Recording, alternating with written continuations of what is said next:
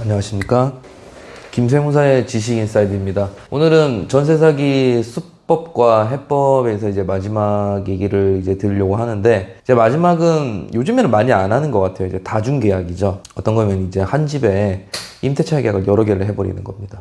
그러니까 집주인은 한 명인데 거기 들어가서 이제 전세를 들어가서 살아야 될 사람은 여러 명인 거죠. 자, 그러면 이건 어떻게 내가 이걸 확인할 수 있을까? 먼저 전세 계약을 하자마자 계약서 들고 동사무소 가가지고 임대차 신고를 하시면 전입세대 열람이라는 걸 할 수 있습니다. 이제 전입세대 열람을 하면 혹시 그 집에 전입신고 되어 있는 게 있는지 확인이 가능하거든요. 그러면 이제 좀 이상하잖아요. 이제 같은 집인데 전입신고가 되어 있으면 내가 이제 전입신고를 해야 되는 건데 이게 들어있으면 이상한 거죠. 그래서 이제 바로 이제 계약 파기가 가능하고요.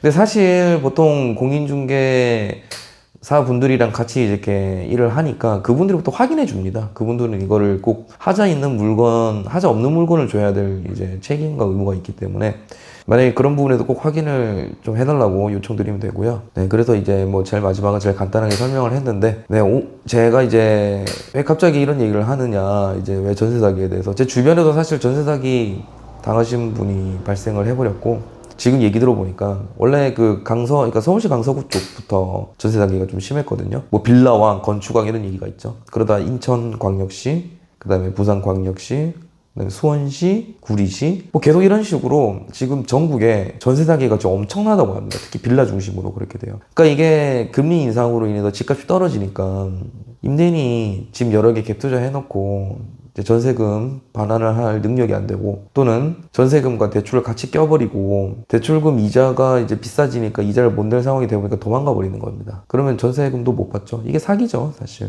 그래서 이제 국가에서는 이거를 갖다가 이제 오늘 뉴스를 보니까 국가에서 이거를 조금 책임졌으면 좋겠다 이 피해자들이 얘기를 하는데, 뭐 저리 대출이라든지 아니면은 그 경매가 됐을 때 경매를 유예를 한다든지 한 3개월 정도, 6개월 정도 유예를 한다고 들은 것 같아요. 그런 식으로 하면서 뭔가 이렇게 조금 도움을 주려고는 하지만 사실 근본적으로 돈을 찾을 수는 없죠. 사기를 당해버렸으니까. 그러니까 처음부터 전세보증보험 이런 것도 꼭 들어있는 집으로 가시는 게 좋을 것 같고요. 그리고 그 앞뒤로 반드시 전세계약을 하기 전, 그 다음에 하고 난 후에 꼼꼼하게 며칠 동안 확인해 봐야 됩니다. 뭐 전입세대 열람도 해보셔야 되고, 그 다음에 뭐 등기부등본도 확인해 보셔야 돼. 근데 등기부등본을 속여버리면은 뭐 답이 없지만, 그래도 이제 어떻게든 사기 안 당하게끔 찾아봐야죠. 전세보증보험 드는 게 제일 안전한 것 같습니다, 지금까지는. 그리고 이제 월세로도 많이 하시는데, 이게 또 나쁜 게 월세가 원래 이렇게 안 비싼데 갑자기 또 비싸지고 있더라고요.